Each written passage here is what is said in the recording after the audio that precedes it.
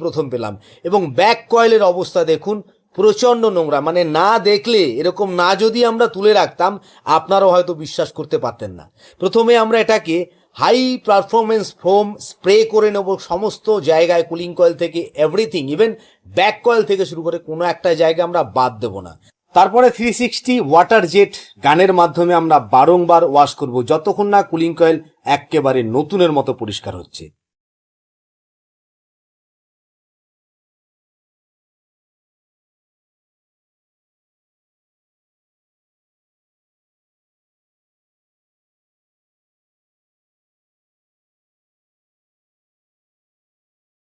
বাড়ির সকল সদস্যরাই খুব ভালো, তাই আমরাও আমাদের ম্যাক্সিমাম পারফরমেন্স, আমাদের সমস্ত অভিজ্ঞতা এবং আমাদের সমস্ত পরিশ্রম দিয়েছি যতক্ষণ না পরিষ্কার হলো একদম, দেখুন এখন প্রায় নতুনের মতো।